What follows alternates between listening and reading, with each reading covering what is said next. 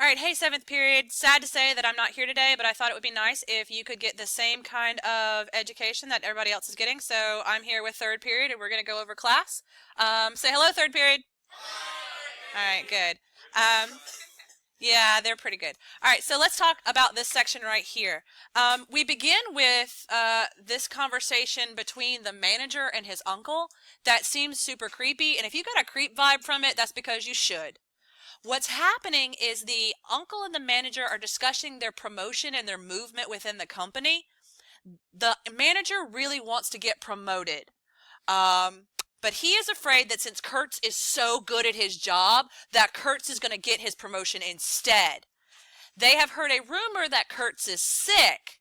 And so the manager and his uncle are kind of trying to get in the way of people going down the river because they don't want anybody to help Kurtz because they'd really like him to die, but they don't want to be responsible for his death. They're passively trying to kill him, not actively trying to kill him. There is a weirdness here when it says anything can be done in this country. That should be creepy because that means that anything can happen. And that the manager only has this job because the manager manages to live where everyone else dies. Everybody else is too weak for the country. The manager's no good at his job.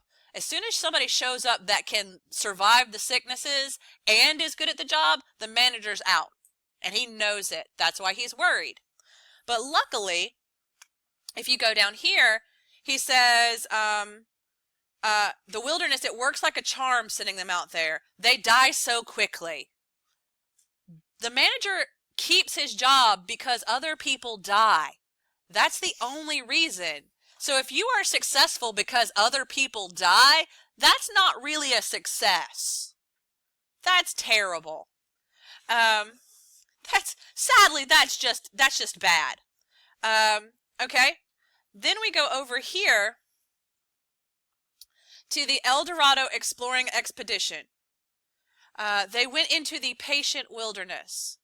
Now, oftentimes in this book, the wilderness is going to have an adjective in front of it like patient or ominous or foreboding. He's always describing the wilderness in some kind of way. And it closes around them the way the sea closes over a diver. So it's like they're being swallowed up. I like to think of it like an immune reaction in the body.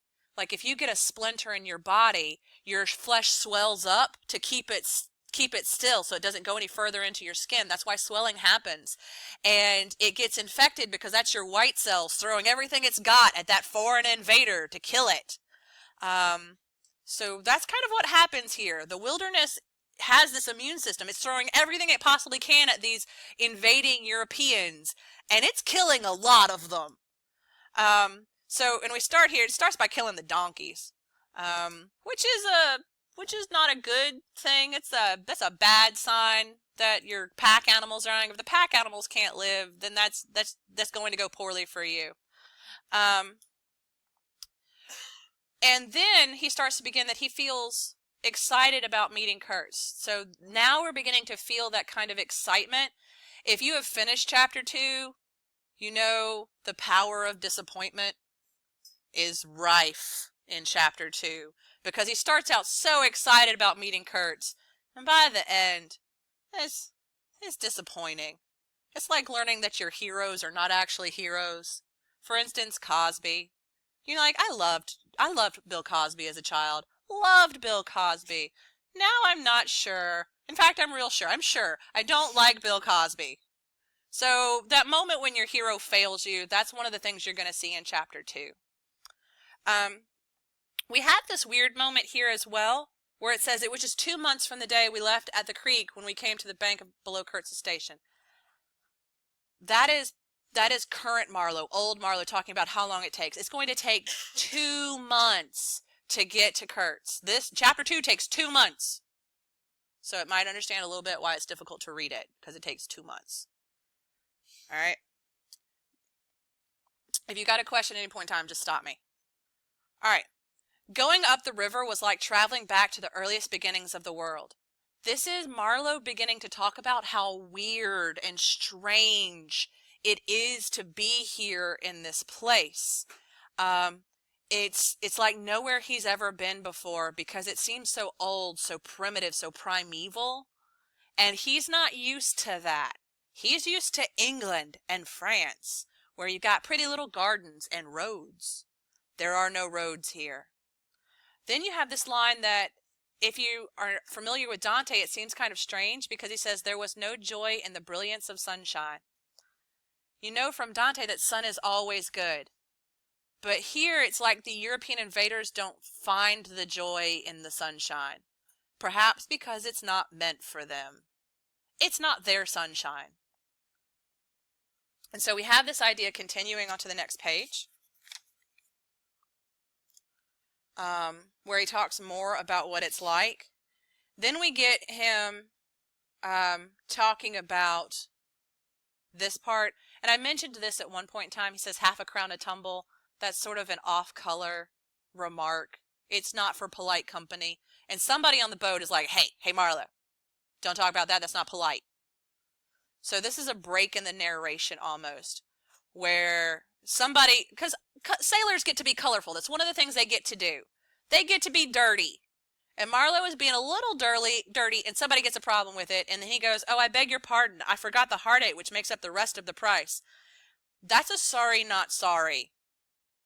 All right, he's like, oh, I'm sorry. I forgot that you don't like the fact that you hang around with prostitutes.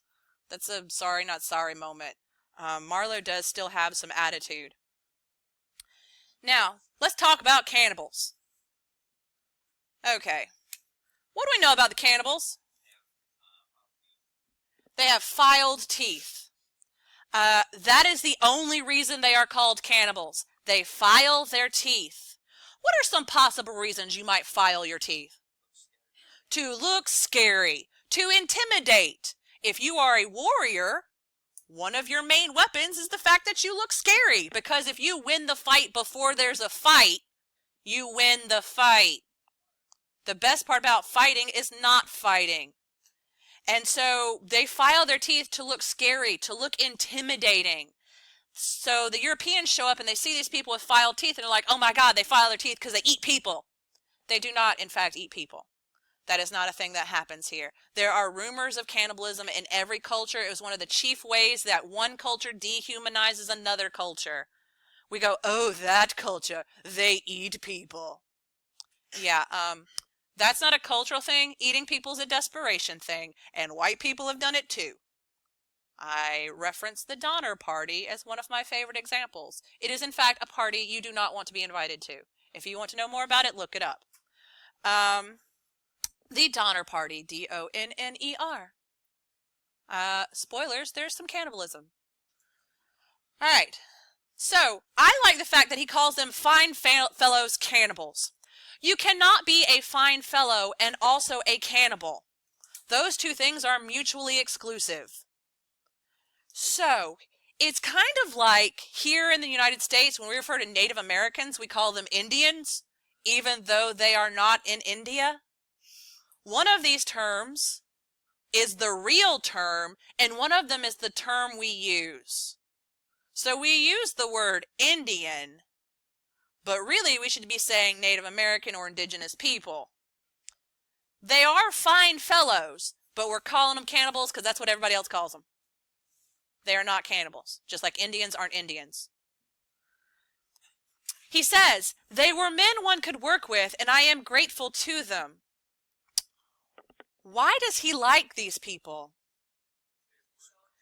They show restraint, and they work. Number one in Marlowe's book is if you're hired to do a job, do the job. Marlo hates the fact that the faithless pilgrims and the exploring expedition and the manager and all the Europeans are sitting around twiddling their thumbs. He hates that. He is a man of action. He is a man of his word. He wants to do things. And so the only people that he has found so far doing things are these quote-unquote cannibals. He's like, okay, I don't care if they're cannibals. They're getting the job done. They're producing results. So he likes them. Then we get as well to this word, ivory. The word ivory would ring in the air for a while. So just like in chapter 1 when they say it was whispered, was sighed, it was almost as if they were praying to it.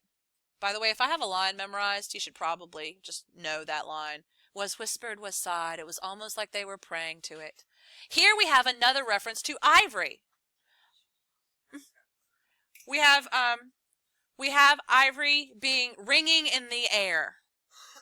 So imagine for a moment that you're standing in the middle of the mall hall, and there was a couple periods earlier there was an altercation, a big fight or something. If you stand in the mall hall and you listen, if you close your eyes and you listen, you can hear the names. You can hear the names being mentioned because everyone is talking about it. Everything is going on. That's the same with ivory. Ivory, everyone is talking about it. They hear it all over the place. Ivory, ivory, ivory, ivory, ivory. So it's overwhelming. Then, down here, you get this line. It made you feel salt. So he's talking about the trees. Trees, millions of trees, massive, immense, running on high. They're huge, like a sluggish beetle crawling on the floor of a lofty portico. It made you feel very small, very lost. And yet it was not altogether depressing, that feeling. Beetles, being small, feeling lost, and being okay with that, feel like there's something there. Huh. Moving on. You get what I love that happens in books and movies and stuff. You get the name drop. We penetrated deeper and deeper into the heart of darkness. It was very quiet there. The important word in that sentence is penetrated. What does penetrated imply? Breaking through? Violence? Something penetrates because it does not belong there. So the knife penetrates your ribs. That knife does not belong there. That is a word of violence and of action. So they do not belong here. They are pushing into a place that does not want them. And it pushes back. Now, getting to one of the on-the-spot questions, we start talking about the drums. They hear the drums before they see anything. And we get this idea. We were wanderers on the prehistoric earth, on an earth that wore the aspect of an unknown planet. He says it's so strange and so alien that he doesn't even think he's on Earth anymore. He doesn't know what this is. And then he says the prehistoric man was cursing us, praying us, welcoming us, who could tell. He's discussing all these people on the shore that he sees jumping and dancing and twirling and playing the drums. Marlo's like, I don't know if they're happy or mad, and we don't care because we're going to keep going. Like, so they don't stop for all of this craziness they see. And then Marlo begins to have what we refer to as a little bit of an epiphany. He says, the earth seemed unearthly. We are accustomed to look upon the shackled form of a conquered monster, but there you could look at a thing monstrous and free. What is the monster?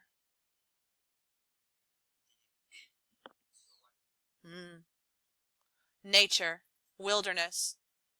Nature is the monster here. How have we conquered and shackled it? No. How have we conquered nature? How have we shackled nature? Buildings, roads, dams. We have conquered nature in many places. In the very beginning of the book, when they're blowing up random sections of the coast, they're trying to conquer nature. So wherever Marlo is from, England, France, all these places, nature has been conquered. Here, though, it is a monster, wild and free. A bear on a leash is one thing. A bear not on a leash is a different thing altogether. And that's what Marlo's trying to get across here.